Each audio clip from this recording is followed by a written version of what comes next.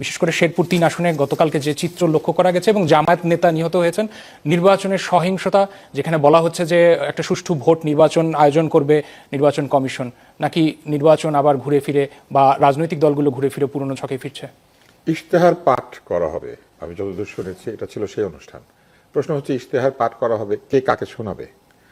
শোনা তো উচিত জনগণের, কিন্তু সেখানে দলীয় কর্মীরা গিয়ে হাজির হয়েছেন সবাই, এবং তারা একেবারেই সামনের আসনগুলি নাকি সব দখল করে, প্রায় অধিকাংশ আসনই দখল করে ফেলেছিলেন।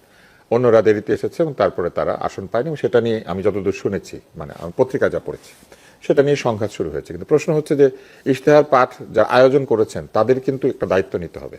কেননা ইশতেহার পাঠের জন্য আপনি যদি ডাকেন তাহলে যথোপযুক্ত আসন বিন্যাস করতে হবে। যারা এসেছেন তাদেরকে শুরুতেই বলতে হবে যে এতগুলি আসন খালি রাখতে হবে, অন্যরা আসবেন, এবং মানে মর্যাদা অনুযায়ী, যার যার দলীয় মর্যাদা অনুযায়ী সামনের আসনগুলিতে বসাতে হবে। একটা সরকারি ব্যক্তি যদি কাউকে দাওয়াত দেন বা বলেন যে ইশতেহার পাঠ করা হবে, অথবা কোথাও যদি তারা উপস্থিত থাকেন, আয়োজক যদি তারা হয়ে থাকেন, তাহলে তারা খুব জানেন যে প্রোটোকল আসলে কি। তারা নিজেদের বেলা আসন বিন্যাস করতে পারেন, কিন্তু প্রতিদ্বন্দ্বী প্রার্থীগুলির মধ্যে সংঘাতের সম্ভাবনা আছে, এই ধরনের সিলি ঘটনা নিয়ে গন্ডগোল অনেক দূর চলে যেতে পারে, এটা তাদের জানা থাকা উচিত। কিন্তু তারা সেইগুলির ব্যাপারে আসলে যথোপযুক্ত ব্যবস্থা নিয়েছেন বলে মনে হয় না, এবং তারা বিবাদ মেটাতেও সক্ষম হন নাই। আমি মনে করি যে এখানে আয়োজকদের দায়িত্ব নিতে হবে, কারণ পুরো ব্যাপারটাই আসলে ঘটেছে এক ধরনের অনভিজ্ঞতা, অমনোযোগিতা এবং মূল বিষয়ের প্রতি অবহেলার কারণে আমার কাছে মনে হয়েছে। এই সংঘাত আমাদেরকে একটু সতর্ক করেছে আমি মনে করি, এবং এই ধরনের সংঘাত যেন আরও তৈরি না হয় সেই জন্য সতর্ক থাকতে হবে। আরেকটি বিষয় হচ্ছে ইশতেহার তো এখনো প্রকাশিত হয় নাই, তাহলে ইশতেহারের পাঠ কিভাবে, মানে কোন ইশতেহারের পাঠ? আমি জানি যতদূর যে জোটের কোনো ইশতেহার নাই, এবং জামাত ইসলামেরও আলাদা করে কোনো ইশতেহার এখনো প্রকাশিত হয় নাই, বিএনপিরও ইশতেহার প্রকাশিত হয় নাই। তারা বলেছেন 1 তারিখে হয়তো হবে। কিছু কিছু রাজনৈতিক দলের হয়তো ইশতেহার আছে, যেটা আমি জানি না। মূল যে প্রতিদ্বন্দ্বী, তাদের তো কোনো ইশতেহার আমরা হাতে পাই নাই। কিছু প্রতিশ্রুতি পেয়েছি, কিছু বক্তব্য পেয়েছি, তাহলে কোন ইশতেহার পাঠ করতে তাদেরকে দাওয়াত দেওয়া হয়েছিল, এটাও কিন্তু আমি অন্তত বুঝি নাই। আমার কাছে মনে হয়েছে যে এইগুলি সবই অনভিজ্ঞতা, এবং এই যে অনভিজ্ঞতা, এই অনভিজ্ঞ ব্যক্তিদের দিয়ে ইতিহাসের শ্রেষ্ঠ নির্বাচন, এটা মৌখিকভাবে হয়তো প্রমাণ করা যাবে, কিন্তু ইতিহাসের শ্রেষ্ঠ নির্বাচন এটা শুরুতেই ক্ষতিগ্রস্ত হয়েছে। একজন প্রমিনেন্ট প্রার্থী, জুলাই আন্দোলনের একজন শক্তিশালী চেহারা, যিনি জুলাই আন্দোলনের পরে বেশি জনপ্রিয় হয়েছেন, এমন একজন ব্যক্তি নিহত হয়েছেন। তো এটা কি করে শ্রেষ্ঠ একটি নির্বাচন হয়, যেখানে শুরুই হয়েছে হত্যার মধ্যে দিয়ে? তারপরে যদি বলা হয় যে না, নির্বাচনের দিন হয়তো এমন একটা নির্বাচন আমরা দেখব, এরকম নির্বাচন কখনো হয় নাই, তাহলে আমাদের অপেক্ষা করতে হবে নির্বাচনের দিন পর্যন্ত। অনেক ধন্যবাদ। রেজাউল করিম রানী, আপনি কি মনে করছেন নির্বাচন কমিশনের জন্য এটা কতটা চ্যালেঞ্জিং হতে পারে? বিশেষ করে একটা ব্যাপার হচ্ছে যে প্রত্যেকে রাজনৈতিক মঞ্চ থেকে প্রতিশ্রুতি দিচ্ছেন, যেটা জনাব আব্দুল তুষারও বলছিলেন, কিন্তু প্রতিশ্রুতি আর প্রতিশ্রুতির মধ্যে সীমাবদ্ধ নাই। আমরা লক্ষ্য করছি যে এখানে পারস্পরিক আক্রমণাত্মক নানা ভাষারও ব্যবহার হচ্ছে, এবং একরকম বলা যায় যে মারমুখী আচরণ আমরা লক্ষ্য করছি রাজনৈতিক দলগুলোর মধ্যে। সেই বাস্তবতা সামনে রেখে নির্বাচন কি? ধন্যবাদ, আপনার পয়েন্ট খুবই গুরুত্বপূর্ণ প্রশ্ন রেখেছেন, এবং যারা আমাদেরকে শুনছেন সবাইকে আমার সালাম এবং কৃতজ্ঞতা।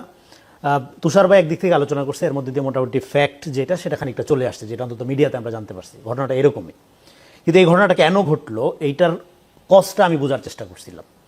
মানে সাধারণত ভায়োলেন্স নিয়ে অনেক ধরনের থিওরি আছে, অনেক ধরনের কথাবার্তা আমরা শুনি, কিন্তু মূলত ভায়োলেন্স মানে ধরেন প্র্যাকটিক্যালি মাঠে গড়ায় দুইটা জিনিসের মধ্যে যদি আপনার গরমিল থাকে, মানে পলিটিক্যাল ভায়োলেন্স, সেটা হলো আপনার ভার্চু, আপনার নীতি এবং আপনার ডিউটি, আপনার কর্তব্য, দুইটার মধ্যে যখন পার্থক্য তৈরি হয়, ভায়োলেন্সের সূচনা হয়। যেমন ধরেন বৌদ্ধ ধর্মের উদাহরণ দেওয়া যায়। বৌদ্ধ আমরা জানি জীব হত্যা মহাপাপ, হ্যাঁ, শান্তি পরম লক্ষ্য তাদের, কিন্তু তারপরেও কিন্তু রোহিঙ্গাদের উপর ক্লিনজিং হয়েছে। শ্রীলঙ্কাতে বৌদ্ধ বিশাল হিস্টোরি আমরা জানি। তো যখন এই ধরনের বৌদ্ধ মঙ্ক নেতারা, ধর্মীয় গুরুরা এই ধরনের ক্লিনজিং চালায়, তখন আপনি যদি প্রশ্ন করেন যে আপনার তো জীব হত্যা মহাপাপ, এটা মারলেন কেন, তখন তারা বলে জীব হত্যা মহাপাপ, এটা আমার ভার্চু, এটা আমার নীতি, কিন্তু আমার ডিউটি হলো আমার কমিউনিটিকে রক্ষা করা, এটা আমার ডিউটি। ফলে সে যে হত্যা করতেছে তার প্রতিদ্বন্দ্বীকে বা প্রতিপক্ষকে, এটা সে দায়িত্ব আকারে করতেছে, এটা সে নীতি আকারে করতেছে না। তার মানে তার নীতি এবং তার ডিউটি আলাদা হয়ে যাচ্ছে, সে ভায়োলেন্স করতেছে, সে মানুষের জীবনকে কিন্তু তখন আর জীবন মনে করছে না, সে মনে শত্রু মারতেছে। সো এটা হলো থিওরিটিক্যাল প্রিমাইজ অফ ভায়োলেন্স। এবং বাংলাদেশে এই ঘটনাটা কীভাবে করতেছে, ইলেকশনের আগের থেকে, আমি বহু আগের থেকে বলতেছি violence is coming, violence is coming. কেন? কারণ সোশ্যাল মিডিয়াতে আপনি যখন ফলস ন্যারেটিভ তৈরি করছেন, আপনি যখন লক্ষ লক্ষ বট আইডি, বট সেলিব্রিটি, মানে হাজার হাজার পেজের মধ্য দিয়ে আপনি যতখানি শক্তিশালী না, তার চেয়ে অনেক বেশি শক্তিশালী হিসেবে আপনার সমর্থকদের মধ্যে একটা বার্তা পৌঁছাচ্ছেন, এবং মাঠে আপনার প্রতিদ্বন্দ্বীদের বক্তব্যগুলোকে টুইস্ট করে সত্যের সাথে মিথ্যা জোড়াই দেওয়া, সত্য না মিথ্যা না, পলিটিক্যাল ট্রুথ, রাজনৈতিক সত্য, যেটা মিথ্যার চেয়ে ভয়ঙ্কর উৎপাদন করছেন, ফলে আপনার যারা সমর্থক তারা বাই নেচার ফ্যানাটিক হয়ে উঠছে। এবার ওরা যখন মাঠে যাচ্ছে তাদের ইমাজিনেশনের মধ্যে তো তারা মানে ধরেন আপনার এই মিথিক্যালি বা ধরেন হাইপ অনুযায়ী তারাই সবচেয়ে শক্তিশালী, তাদের প্রতিদ্বন্দ্বী আর কেউ নেই, তারাই সবচেয়ে সাচ্চা, তারাই জুলাই, তারাই আপনার সবচেয়ে সৎ লোক, তারাই সবচেয়ে মহান, তারাই সবচেয়ে ডেডিকেটেড, তারাই চুজেন পিপল। হ্যাঁ, এরকমভাবে যখন আপনি ন্যারেটিভ তৈরি করেন, তো মাঠে যেয়ে দেখা গেল নো, প্রতিদ্বন্দ্বী মাঠে অনেক শক্তিশালী, প্রতিদ্বন্দ্বীর দখলে মাঠ। এবার আপনি যখন তাকে অ্যাটাক করতে গেলেন, যেমন আপনি চেয়ার দখল করে বসে রইলেন, প্রশাসনের যারা আয়োজক তারা বললো যে আপনারা ভাগ করে সমান সমান ভাগ করে বসেন চেয়ার, আগে গেছেন তাতে কি দুই দলই যেহেতু একসাথে যাবেন, উনি বললো তারা মনে করলো যে না আমরা তো ছাড়বো না সিট, সামনের দিকে আমাদের বসতে হবে। কিন্তু মাঠে তো আপনার ওই শক্তি নাই, সামনের দিকে আপনি কেন বসবেন? আপনি আপনার কলিগ, প্রতিদ্বন্দ্বী কলিগ হোক, তাকে সিট ছেড়ে দিবেন, অর্ধেক অর্ধেক করে নেবেন, ভাগ করে নেবেন। কিন্তু আপনি তো ভাগ করতে রাজি হইলেন না, রাজি না হয়ে ভায়োলেন্স যে উস্কায় দিলেন। এই ঘটনা উদাহরণ আকারে আমি যে প্রিমাইজ বলতেছি এর সাথে মিল আসছে। সে ছাড়তে যে রাজি হইল না, এই কনফিডেন্স কই থেকে পাইলো? না, এটা কি মাঠে তাদের একটা প্রভাব রাখার জন্য কি কৌশলগত একটা? কৌশলগত না, এটা হলো believe in wrong thing is more dangerous than believe in nothing. আচ্ছা। আপনি এই যে মিথ্যাটা বিশ্বাস করে গেলেন, আপনি মনে করলেন যে আপনার সমর্থকের বাইরে দুনিয়ায় আর কিছু নাই, ভুয়া সমর্থক, ভুয়া আপনার ন্যারেশনের মধ্যে আপনি মাঠে যেয়ে দেখলেন যে আপনার প্রতিদ্বন্দ্বী আপনার চেয়ে অনেক শক্তিশালী। ফলে আপনি যেহেতু আপনার কল্পনা চিন্তা যেহেতু আপনি আগায় গেছেন, আপনি বট আইডিকে মনে করছেন যে রিয়েল মানুষ এবং ওরা আপনার সমর্থক, ফলে মাঠে আপনি যখন অ্যাক্ট করছেন আপনার প্রতিদ্বন্দ্বী শক্তিশালী, মাঠ তো তার দখলে, সে তখন রিয়েক্ট করছে, ভায়োলেন্স হয়েছে, দুইটা মারামারি হয়েছে, আহত একজন মারা গেছে। That's the cause. তাহলে এটার তারপরে প্রতিক্রিয়া কি ভায়োলেন্স, হবে? তাহলে ভায়োলেন্স শুরু হচ্ছে কোথায়? শুরু হচ্ছে প্রথমে সোশ্যাল মিডিয়াতে। দেখেন, ডেমোক্রেসি সেকেন্ড, টলারেন্সি ফার্স্ট। আপনার যখন টলারেন্সি নাই, আপনি ডেমোক্রেসির যোগ্য না। ধরেন আমি তুষার ভাইকে ক্রিটিক করলাম বা আপনাকে ক্রিটিক করলাম, আপনি সেটার পয়েন্টের মধ্যে না থেকে এবার আপনি বললেন যে আপনার তো টেরা, আপনি তো কালো। হ্যাঁ, আপনি যখন এইভাবে পোর্ট্রেট করবেন, আপনি যখন ক্যারেক্টার অ্যাসাসিনেশনের দিকে চলে যাবেন, আপনি যখন ভ্যালু জাজমেন্টের দিকে চলে যাবেন, তখন বেসিক্যালি আপনি মানুষের মর্যাদাবোধকে স্বীকার করেন না, আপনি ডেমোক্রেটিক প্রিন্সিপাল থেকে সরে গেলেন।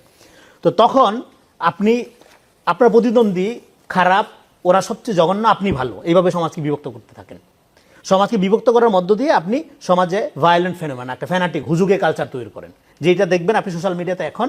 আপনি যদি একটা দলের সমালোচনা করেন তাহলে আপনি নিরপেক্ষ না, আপনার বিরুদ্ধে শত শত লক্ষ লক্ষ ফটোকার্ড ছাড়া হবে, আপনার প্রত্যেকটা বক্তব্য বিকৃত করে, হ্যাঁ, 10 সেকেন্ড নিয়ে ভিলিফাই করা হবে।